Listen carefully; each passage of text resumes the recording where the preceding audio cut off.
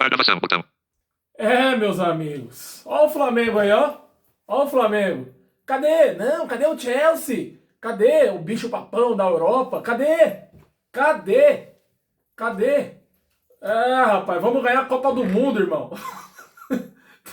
Evidentemente que eu tô tirando um sarro aqui, mas o Flamengo ontem jogou bola, hein?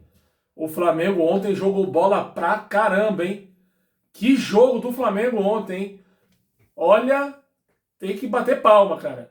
Bater palma. Parabéns pros caras. O Flamengo venceu ontem por 3-1 e dominou. Se você for olhar o jogo desde o início, antes, like no vídeo, se inscreve no canal se não for inscrito, ativa o sininho para não perder a notificação.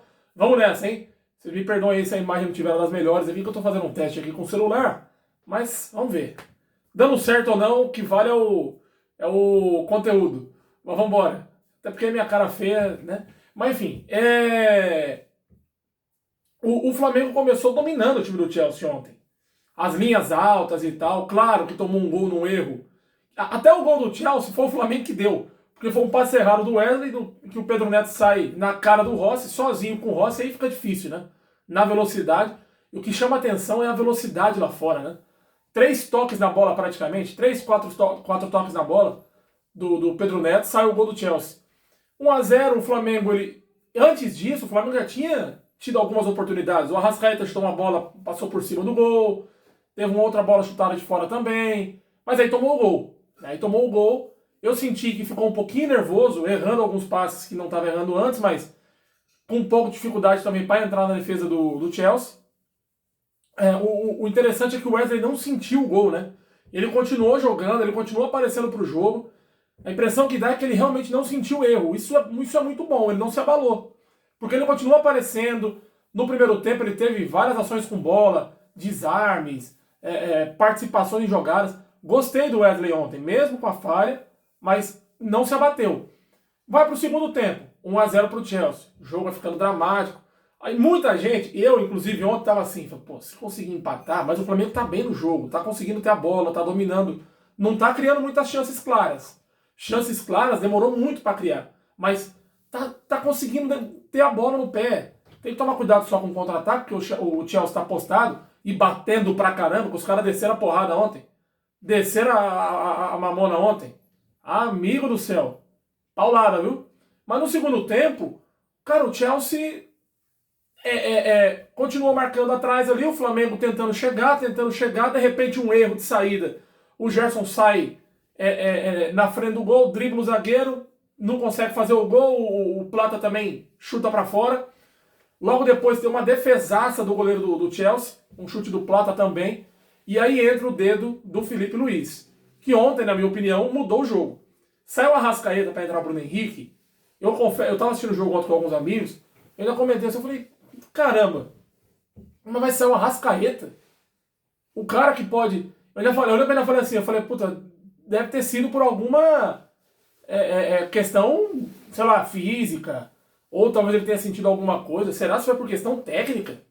Tudo bem que o Arrascaeta não era o melhor jogador do Flamengo em campo ontem, mas é um jogador cerebral que podia decidir o jogo. Num passe, numa bola, achar alguém, ou até ele mesmo fazer o gol ali e tal. Você espera isso do grande craque do time, né, que é o Arrascaeta.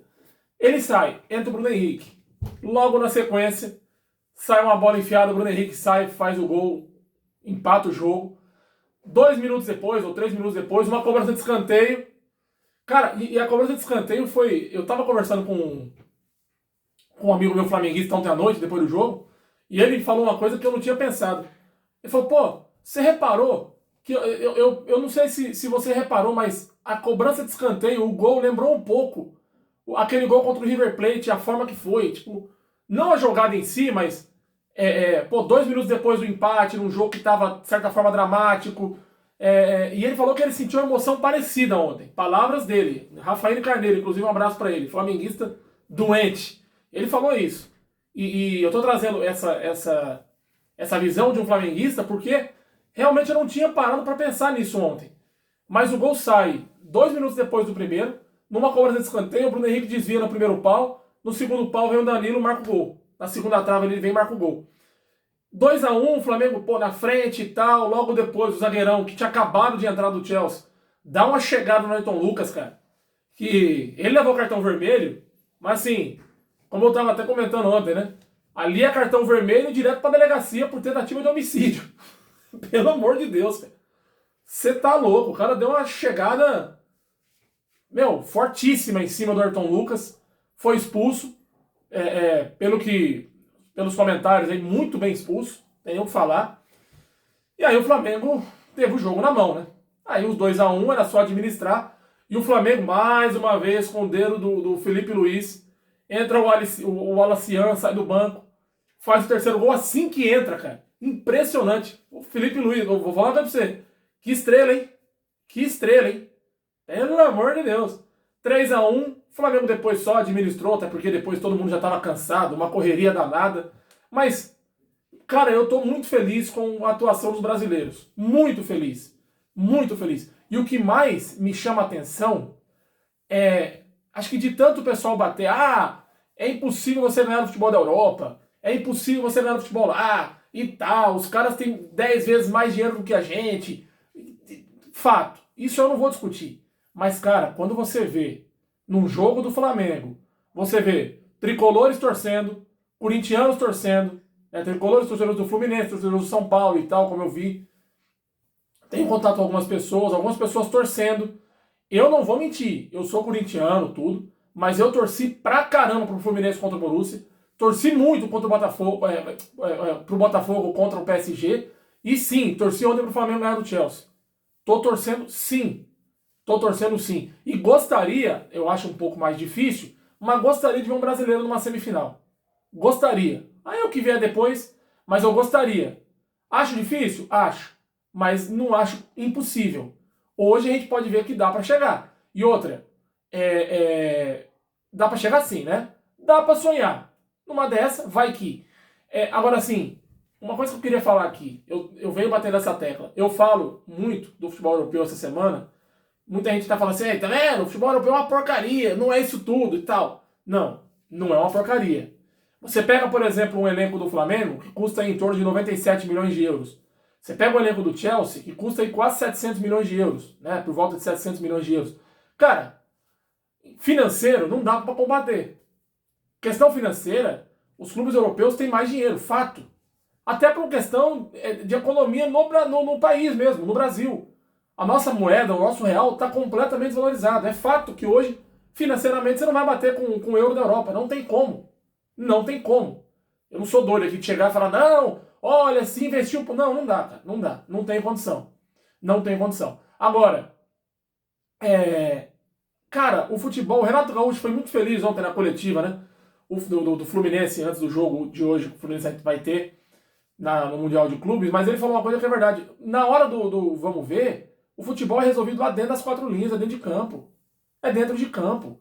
É claro que na maioria das... Se você pega, por exemplo, aí 4, 5, 6 times espetaculares do mundo inteiro, né, da Europa, você pega lá um PSG que está em alta, você pega um Barcelona, você pega, apesar de estar em baixa, um Real Madrid, mas, enfim, são clubes que realmente estão acima da média, não só daqui, mas da própria Europa.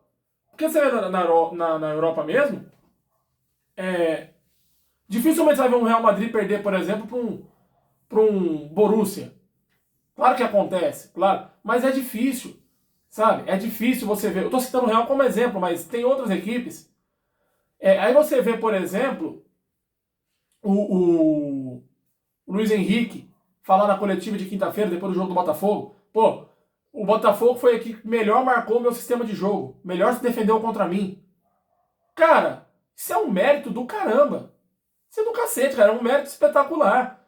Aí você pega numa situação dessa, muita gente, pô, o futebol europeu não tem nenhuma chance e tal, e tal, e tal.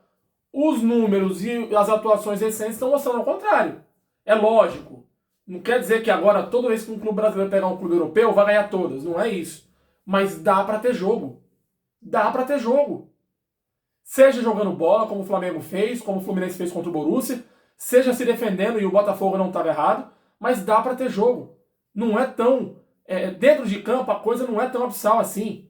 Nós não somos, com todo respeito, um Auckland City do futebol, sabe?